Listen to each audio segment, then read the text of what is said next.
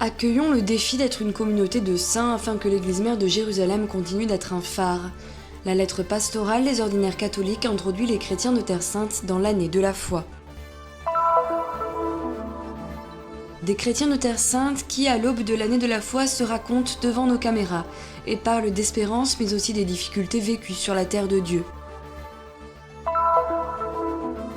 Après la Première mondiale dans le Jardin des Oliviers à Jérusalem, un succès extraordinaire à Milan, Matera et Genève au siège des Nations Unies.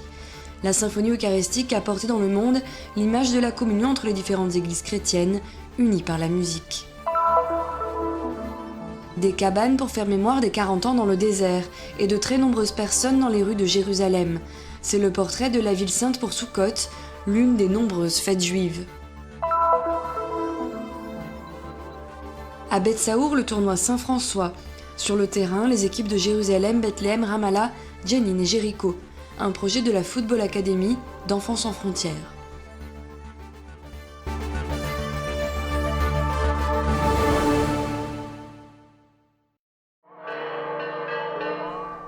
L'année de la foi en Terre Sainte. Dans l'attente de la grande célébration du 28 octobre, à l'occasion de la fête de Notre-Dame de Palestine, qui réunira au sanctuaire marial de Der Rafat tous les chrétiens de Terre Sainte pour l'ouverture de cette année particulière.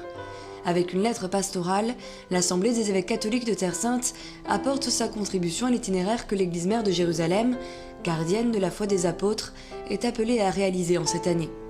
Ici, là où la géographie rejoint l'histoire du salut de l'humanité.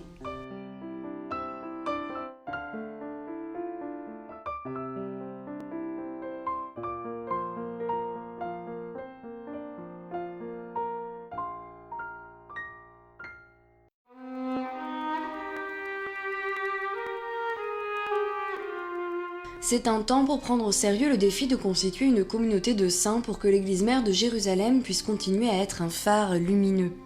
Notre terre, peut-être plus qu'aucune autre, est appelée à irradier la foi. L'année de la foi est une occasion bénie pour réfléchir sur la façon dont nous, en tant que croyants et en tant qu'Église, pouvons être un signe vivant de la présence du Seigneur ressuscité sur cette terre et dans le monde.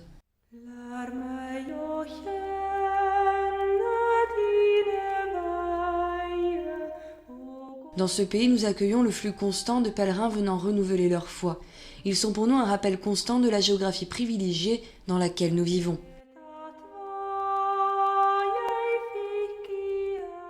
En outre, notre Église continue d'être mise au défi pour s'ouvrir à l'arrivée de nombreux chrétiens qui viennent dans notre pays pour trouver une maison, pour chercher du travail ou pour trouver refuge contre la persécution, l'oppression et la violence. Les chrétiens autochtones sont appelés à ouvrir leurs maisons et leurs églises à ces nouveaux venus afin de créer les conditions pour qu'advienne cette rencontre entre les hommes et Jésus-Christ.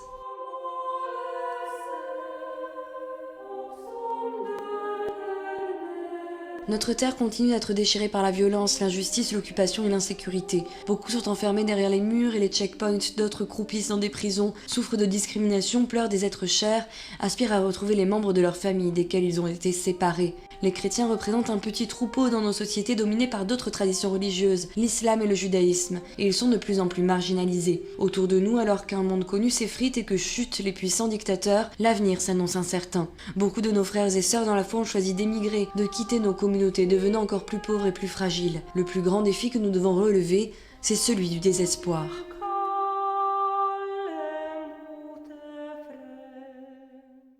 Ce langage doit être corroboré par des actes de foi courageux qui favorisent la guérison et la construction de ponts à tous les niveaux de notre vie. Cependant, soyons conscients que le manque de joie et d'espérance sont en effet les principaux obstacles à notre vocation sur la terre.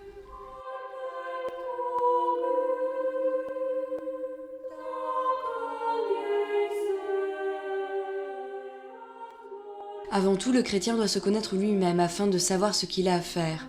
Dans le monde arabe d'aujourd'hui, avec tous ses troubles, toutes ces révolutions politiques et sociales, et dans la société israélienne avec toutes ses composantes, paisibles ou accablantes, se mêlent la perplexité, l'anxiété et la peur de l'avenir dans le cœur de nombreux fidèles. Nous disons un chrétien, un vrai croyant, ne craint pas. Un chrétien ne peut pas rester dans la perplexité. Le chrétien sait en qui il a cru.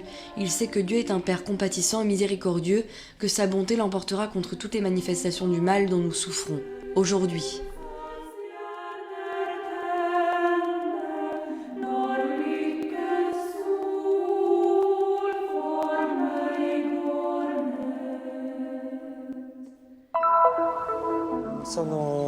Je suis Joseph Hasboun. Je travaille à la mission pontificale.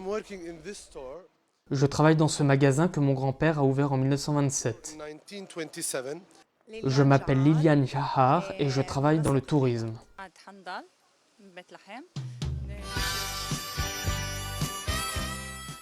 Un chef de bureau, un commerçant, une employée du tourisme et une étudiante. Ce sont les visages des chrétiens de Terre Sainte. Alors que l'Église inaugure avec faste l'année de la foi, les attentes sont grandes pour ce moment qui, au niveau local, débutera le 28 octobre. L'année de la foi est très importante et porte une grande signification pour notre foi. Pour revenir aux sources, pour redécouvrir Jésus, l'Évangile et les faits de l'Évangile. Parce qu'il y a ici beaucoup de chrétiens qui ne le sont que de nom, je m'attends à ce que cette année fasse grandir ma foi et celle de tous les autres. Nous avons besoin que tout le monde prie pour nous et reste proche de nous. Nous avons besoin que les gens viennent à Bethléem, qu'ils visitent l'église de la Nativité, mais pas seulement, qu'ils nous visitent, nous. Il y a le fait de vivre sur une terre, certes difficile, mais d'une indiscutable fascination. Dans les lieux où même les pierres parlent, se trouve une petite minorité chrétienne, fière d'habiter sur la terre aimée de Dieu. Où l'on peut encore aujourd'hui presque toucher la foi, toucher Jésus, l'entendre encore une fois prononcer, nous enseigner le Notre Père sur le mont des Oliviers.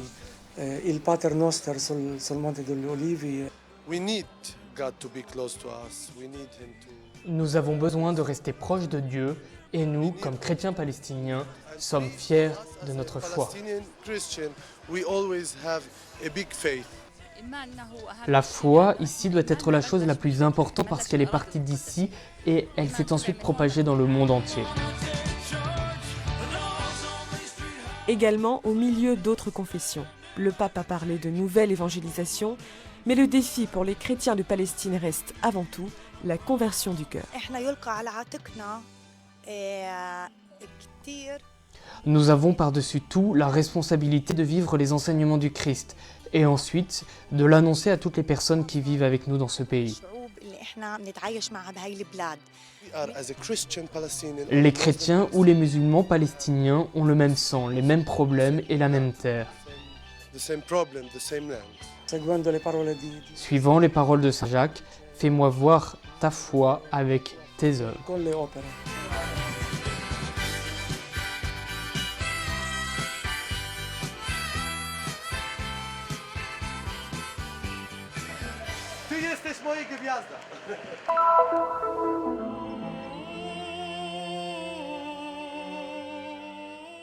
La première mondiale de la symphonie eucharistique du 22 septembre dernier dans le Jardin des Oliviers, en présence des chefs des églises chrétiennes de Jérusalem, a été un succès.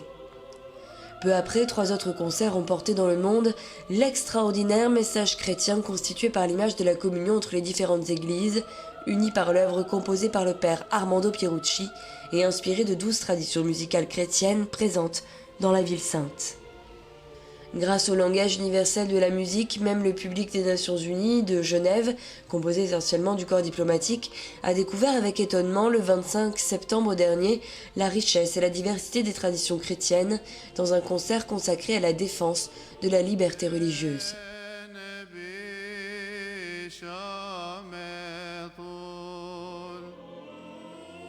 Innovation également pour l'exécution de la symphonie dans la cathédrale de Milan le 26 septembre, où comme à Genève, les représentants des différentes communautés chrétiennes étaient nombreux.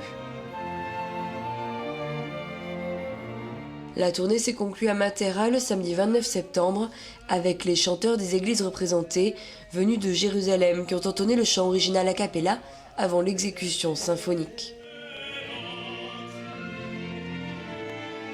L'initiative a été promue par l'Association pour la promotion de la prière extraordinaire de toutes les églises, commençant par Jérusalem, par la Fondation milanaise La Maison de l'Esprit et des Arts, par le Conservatoire de musique de Matera et par la Fondation Caritas in Veritate, liée à l'Observateur permanent du Saint-Siège auprès des Nations Unies, avec le soutien du Franciscan Media Center. Une fois terminée, l'extraordinaire tournée de la symphonie eucharistique qui a fait vivre des journées de musique inoubliables, mais aussi de communion concrète de vie et d'esprit, Un DVD musical sera disponible d'ici Noël.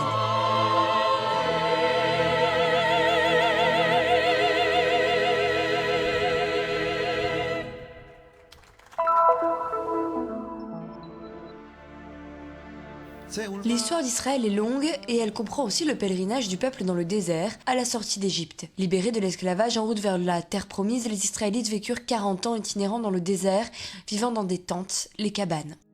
Des milliers d'années plus tard, on fait encore mémorial de cette période en un rite qui constitue la dernière fête du cycle inauguré par le jour de l'an juif, Rosh Hashanah.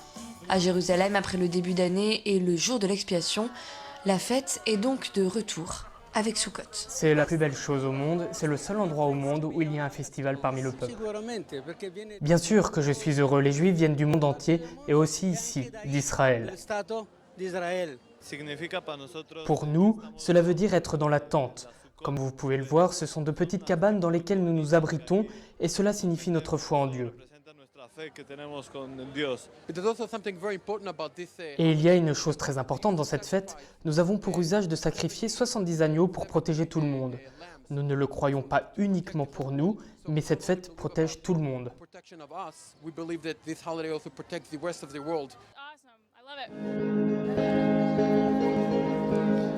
Les Juifs construisent les Sukkot, les cabanes, dans toutes les maisons et dans toute la ville, où ils doivent consommer leurs repas, de préférence sans famille.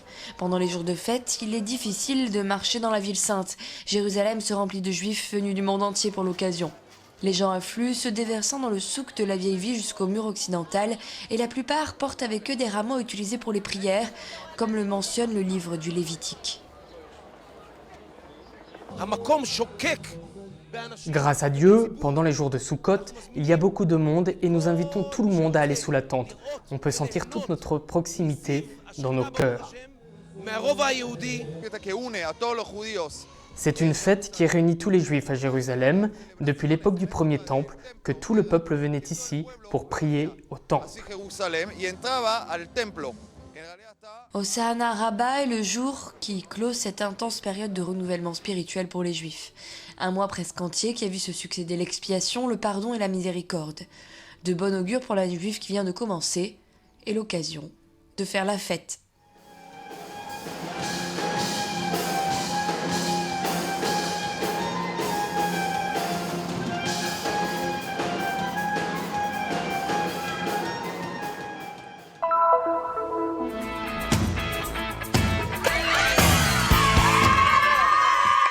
Le tournoi d'aujourd'hui s'appelle Tournoi de Saint-François. Nous le faisons chaque année et ceux qui nous aident le plus dans ce projet sont les membres de la Franciscan Foundation du père Peter Vasco. Un football qui ne divise pas mais unit au nom de Saint-François. Un des objectifs de l'Académie Enfants sans frontières est celui de donner de l'espoir aux enfants par un projet sportif comme celui du foot. Le 5 octobre dernier, à l'occasion des célébrations en l'honneur du Saint d'Assise, Beth Saour a accueilli ce tournoi de football où les joueurs étaient des jeunes en provenance des différentes villes des territoires palestiniens. Sur le terrain, les équipes de Jérusalem, Bethléem, Ramallah, Jenin et Jéricho se sont affrontées. Le père Ibrahim Faltas, président de l'Académie Enfants sans frontières, nous explique combien le football est important au niveau humain et comme simple projet né entre Jérusalem et Bethléem, et de quelle façon il s'est ensuite rapidement étendu au reste des territoires palestiniens. Encore une fois, le sport apparaît comme un moteur pour abattre les frontières de l'indifférence. Ici, loin des schémas occidentaux, le foot uni mène à la connaissance de l'autre et aide à grandir humainement.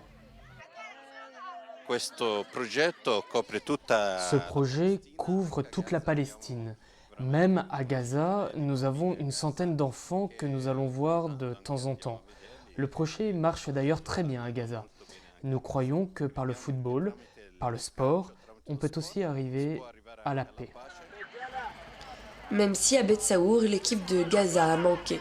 Il est difficile pour les enfants d'obtenir les permis pour sortir de la bande. Mais la participation des jeunes de Gaza, dont l'équipe est suivie sur place, au projet donne encore plus de signification à la réalité d'Enfants sans frontières. Dans l'espoir qu'un jour, ces frontières aussi soient abattues.